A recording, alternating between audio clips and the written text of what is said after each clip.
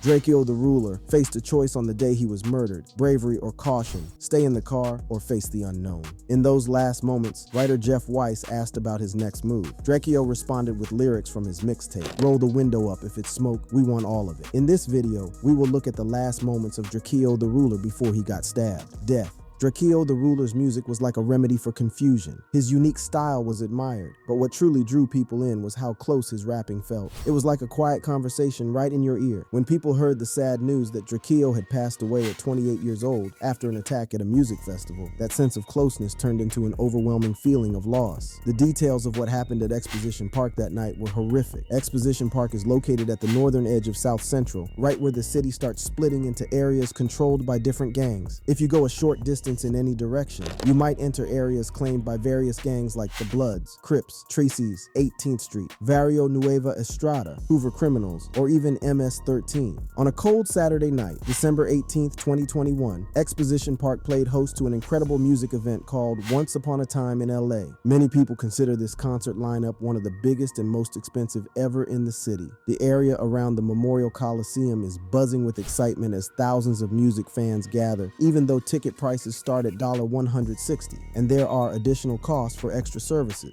The event features a variety of music performances that represent Southern California's music scene over the past 50 years. Artists include classic soul group the Isley Brothers, 90s G-Funk legend Snoop Dogg performing his greatest hits, and modern-day rap star YG, along with up-and-coming generation of rap artists, many of whom draw inspiration from Drakeo the Ruler, one of the most innovative West Coast artists of the last 25 years. Once Upon a Time in LA was supposed to be Drakeo's second public show in Los Angeles after his release from jail in November 2020. He used to dream about this kind of event during his time in prison. He wanted to showcase his talent to his hometown fans in Los Angeles, collect his 50 grand paycheck, and declare himself as the top rapper in LA. There are two ways to get backstage at the event. One way is through a gate inside the festival area guarded by one security guard. The other way is through a checkpoint near Martin Luther King Jr. Boulevard, which the organizers have set up with a designated road and parking area just for the performers. The backstage areas are much quieter compared to the loud festival area. This could be because most of the performers are older, over 40, and seem more focused on making money than socializing. Drakeo was hanging out with his close group of 6 friends and one security guard. He looked excited, wearing an expensive balaclava and a $500,000 necklace. Suddenly, things took a bad turn when someone from the shadows started insulting Drakeo's crew, which included himself and his brother, Ralphie. Naturally, they confronted these people, who were wearing ski masks and bright red hooded sweaters. It seemed like a fight was about to break out, and chaos was brewing. People watching were worried it might turn into a serious shootout. However, Drakeo couldn't carry guns legally because of his criminal record. Still, he felt the need for protection, especially because he often flaunted expensive items on the streets of LA.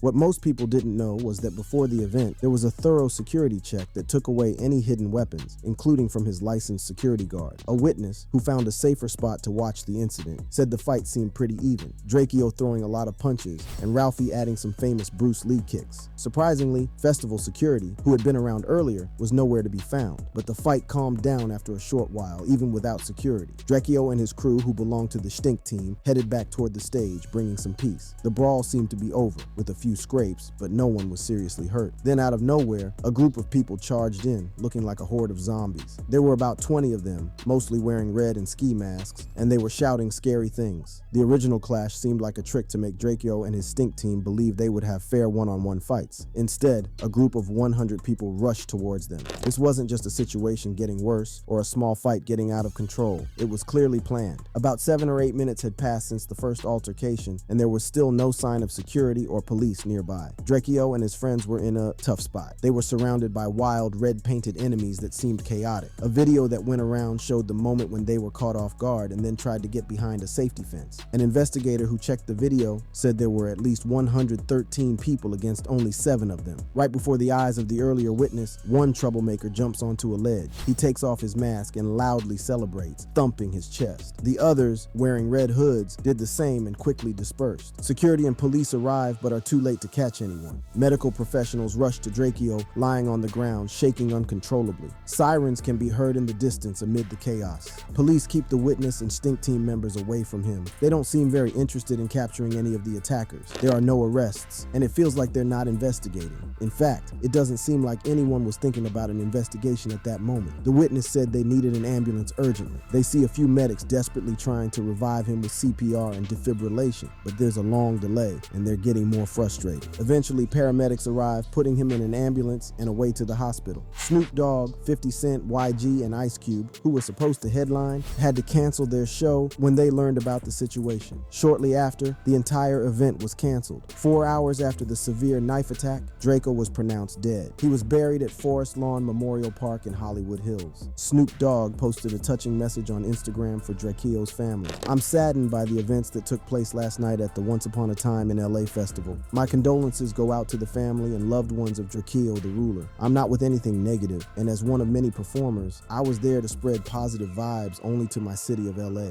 He also said he was getting ready for his performance when he heard the sad news. His message ended with a hope for peace. "Last night, I was in my dressing room when I was informed about the incident and chose to immediately leave the festival grounds. My prayers go out to everyone affected by the tragedy. Please take care, love one another, and stay safe, y'all. I'm praying for peace in hip-hop." Wiz Khalifa also shared similar thoughts, calling for calm in music after the upsetting death. Tributes continued to pour in from other artists and fans. The internet was filled with rumors that YG and his group might be connected to this. In a Rolling Stone interview, Drakeo's mother seemed to think so too, because YG arrived backstage right when it happened. She said, "Daryl, my son, had a good heart. He took care of those around him because I taught him to watch out for everybody. People who really know my son knew he was a real individual. He had a genuine heart." She said she plans to sue, claiming there wasn't enough security at the event. She believes this lack of security contributed to Drakeo being fatally stabbed backstage. She made this announcement after Drakeo's brother, Ralphie the Plug, paid tribute to him on social media. He said his brother just wanted to see everybody winning, and it seemed like everybody wanted to see him lose. He also said, "Words can't even explain what I'm going through." Now, a friend of Drakeo the Ruler, named K7, also shared news on Instagram Live with a friend and pointed fingers at YG, claiming that it was all planned in advance. Many think that saying YG and Drakeo the Ruler had a big disagreement is a bit of a stretch. However, K7. The Finesser's accusations against YG have some basis. Let's find out what really happened. Feud, and legal issues. Drakeo was doing something totally new with his music journey in Los Angeles. Normally, rappers there often talk about being part of gangs like the Bloods or Crips, but Drakeo didn't want to join any gang, even though it's usually expected for rappers at his level. After he released his first project, it caused some minor issues because he wasn't in a gang, but he stuck to his decision. At the start of his career, he worked with everyone, not just one group. Even though he grew up around the Crips, he didn't officially join them, which was a big deal because you're usually only allowed to make that choice once. Drakeo believed it was important to build his career and not rely on someone else's rules. That's why he only supported his rap crew openly. But because of this, the Stink Team faced a lot of criticism and attention. As Drakeo's reputation grew, he became a notable figure in his neighborhood. His strong determination and pride matched his intelligence, but he didn't tolerate disrespect. This made him susceptible to minor conflicts. During late summer to fall 2016, Inglewood family gangster Bloods, also known as IFGB from the Blood Gang, started confrontations with Drakeo and the Stink Team.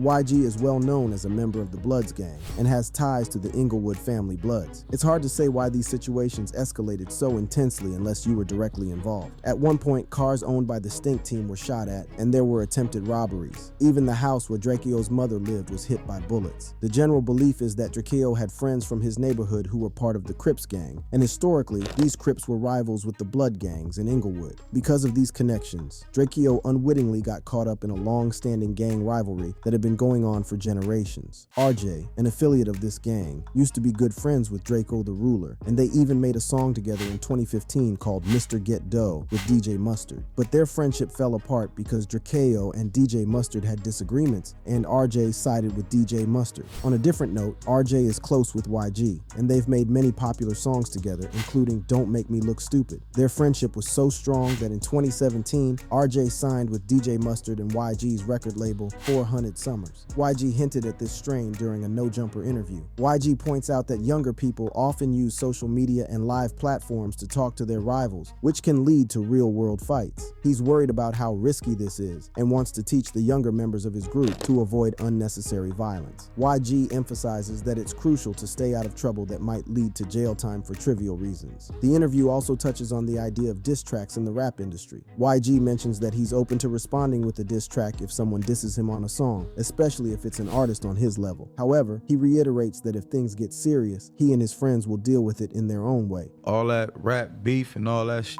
we not rap beefing, we really beefing. The homies gonna get you. You know what I'm saying? So it's like... Drakeo also didn't back down. He went live and seemed to address YG indirectly when he rapped the lyrics. "A rap dude gonna get Swiss cheesed, he say one more thing." This exchange even led to Drakeo the Ruler tagging and addressing YG directly online. This happened after YG posted on Instagram, praising Bobby Shmurda for getting out of jail. Drakeo shared a screenshot of YG's post on his own Instagram story with a caption that said, "Exactly what I be talking about. Will congratulate another from out of town for beating some but hate on a from their own city. SMHE." Drakeo was talking about how he didn't receive the same kind of support when he got out of jail earlier, even though he also had a long legal battle. In another post, he tagged YG and asked to be unfollowed on Instagram. Draco escalated things by releasing a diss track called Ingle Weird, where he criticized everyone linked to that neighborhood. It's uncertain if K7 the Finesser's claim about YG plotting against Drakeo is accurate, but K7 witnessed everything that happened, so his claim shouldn't be dismissed. It is no news that Drakeo beat murder charges twice. However, many don't know that there's a connection between his legal issues and conflict. Now let's go back to a shooting incident involving Drakeo and his associates and an IFGB rival, Davion Gregory, also known as Red Bull, which happened on December 10, 2016. Reports say that night, around 11:30 p.m., Red Bull and two of his friends were heading to a warehouse for a party called the Naughty or Nice Pajama Jam. Someone started shooting at them as they walked up the driveway to the warehouse. Red Bull and his friends were hit by the gunfire and were taken to a nearby hospital. Red Bull was pronounced dead at 1:51 a.m. Official findings showed that two witnesses saw suspicious vehicles, a black Mercedes SUV, and possibly a red Mustang or Benz. The evidence, like bullet casings from different guns at the crime scene, pointed to Drakeo the Ruler and his Stink team as suspects. In 2018, during an investigation, they discovered a music video by Drakeo called Chunky Monkey, where he used a similar-looking SUV, pistols, and revolver. All this information led to the arrest of Drakeo and his Stink team members. After they were arrested, the authorities secretly separated them and cleverly placed undercover police officers with them inside the prison. These hidden officers pretended to be regular inmates, but had hidden audio equipment to gather information. Surprisingly, one of Drakeo's associates, named Touche,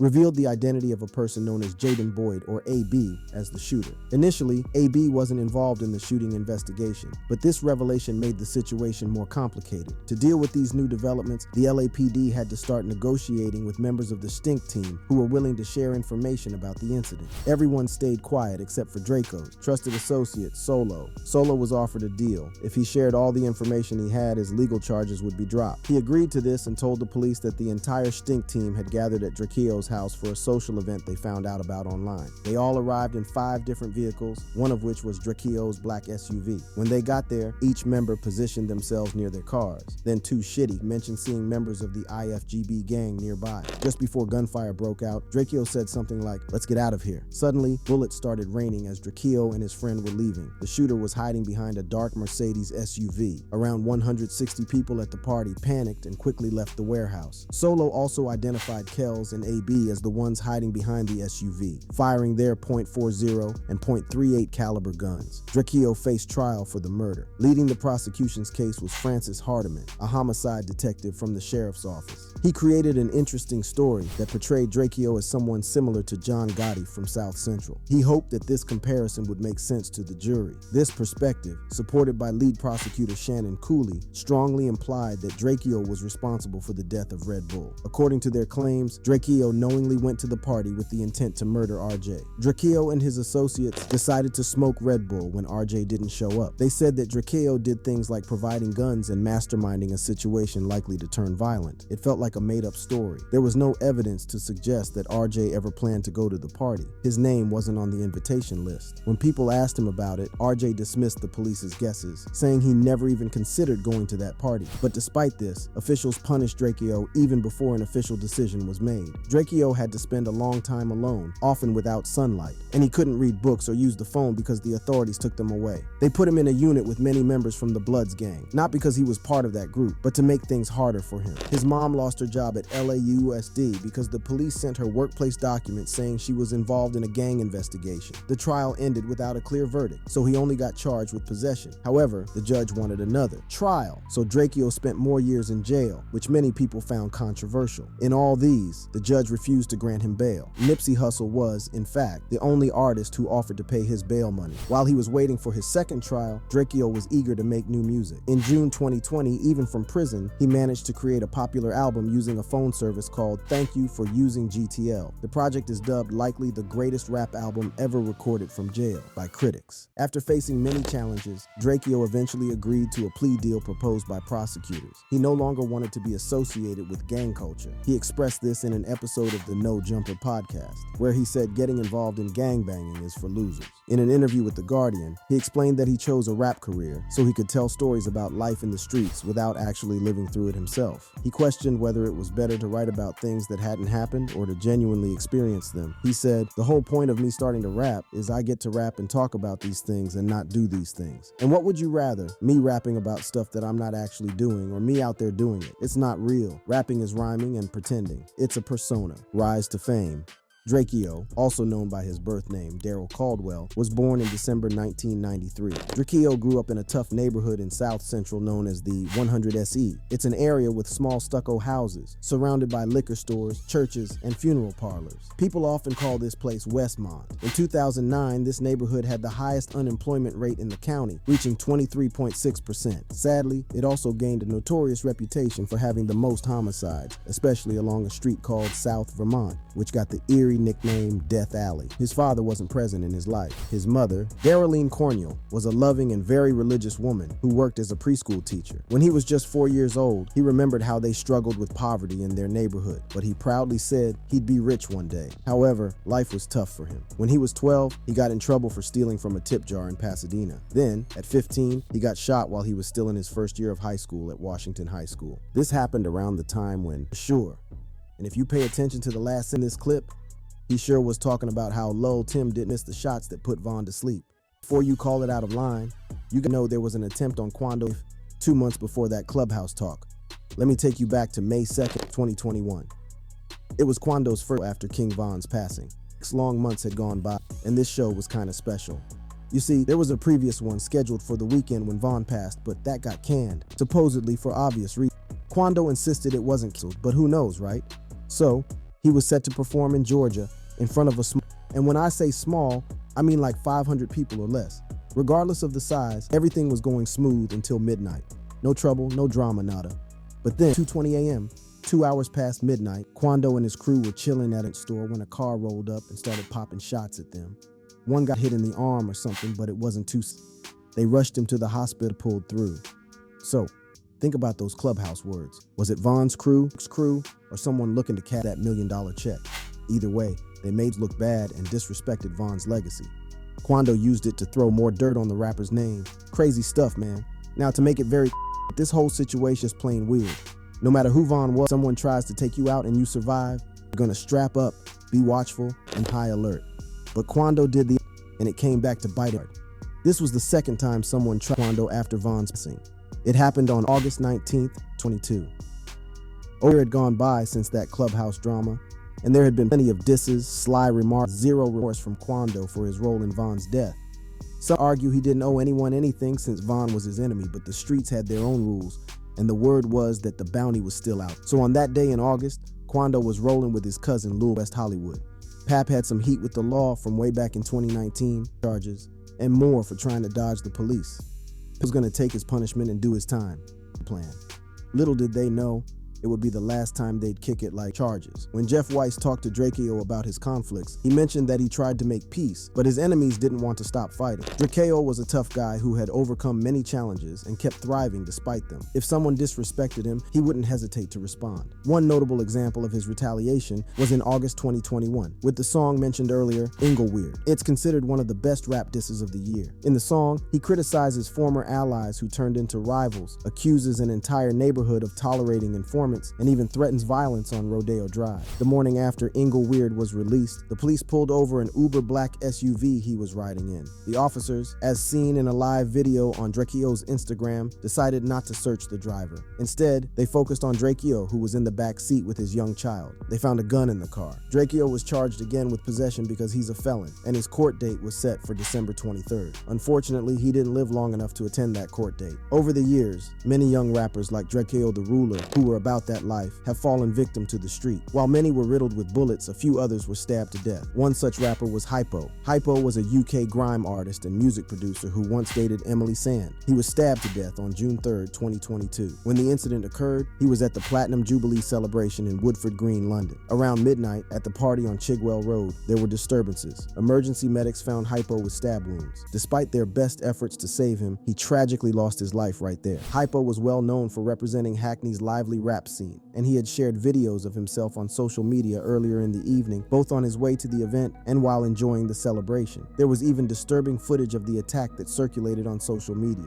Following the incident, Detective Chief Inspector Lawrence Smith of the Metropolitan Police asked the public for help. He said, "This attack happened at a party, and we know that a large number of people would have been in attendance. I would urge anyone who has yet to speak with us to come forward and let us know what you saw. It is possible that events leading up to the stabbing, and perhaps the murder itself, were captured on people's phones. Please take a look and call us. It is vital that we establish what happened." A security guard named Laurie John Phillip is currently undergoing trial for the murder. Renowned Canadian battle rapper Pat Stay was another one who died under similar circumstances. Early on Sunday, September 5th, 2022, local authorities found Patrick Wayne Stay severely injured from stab wounds in downtown Halifax. He was rushed to a nearby medical facility, but unfortunately did not survive. The Nova Scotia Medical Examiner Service used forensics to confirm that Pat was murdered. The Halifax Regional Police expressed condolences to Pat's loved ones and said they are actively investigating this violent act. Many rappers paid their respects following the news. Eminem tweeted, "Hip-hop lost one of the best battlers of all time. Rip it, Pat Stay. Kings never die." Drake also paid tribute to Stay on Instagram. He said, "Rip to the sucker free boss, one of my favorite rappers ever."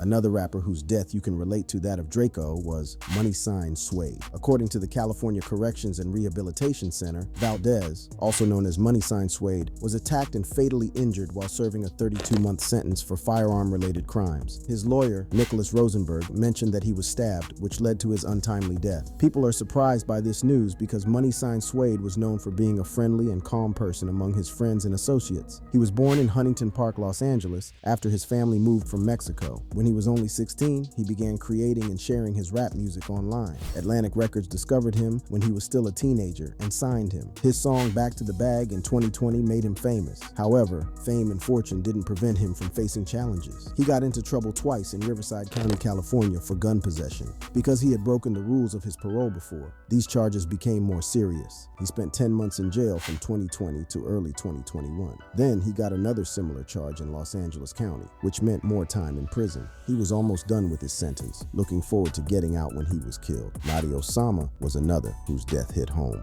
On July 9th, 2022, at 3 p.m., Nadi Osama was stabbed in an altercation with another teenager at the Manhattan subway station near the City College branch of NY Public Library and West 137th Street. He couldn't be saved despite receiving immediate medical attention at Mount Sinai Morningside Hospital. The details leading up to this violent dispute remain undisclosed, but it's evident that there was tension between the two teenagers. Osama, who was only 14 years old, was a promising drill rapper from New York, a genre known for its aggressive style, which sadly proved fatal in this case. Justice was swiftly served when law enforcement arrested those involved, charging one person with first-degree manslaughter and unlawful possession. Tributes poured in for the young artist after his death. An unidentified friend fondly remembered Osama's frequent million-dollar smiles and dedication to making a name for himself in the rap community. While he might not have been a chart topper, people in his industry saw Drakeo as the real deal. He was a leading force in shaping the music and style scene, even when others copied or tried to revive old trends. He cared for his family, providing for his son and mother, and even paying for his sister's education. The person responsible for his death didn't just take one life. They took a symbol of success in the face of significant challenges. Jeff Weiss paid him the greatest tribute. He called him the greatest West Coast artist of a generation, a legend who invented a new rap language of slippery cadences, nervous rhythms, and psychedelic slang.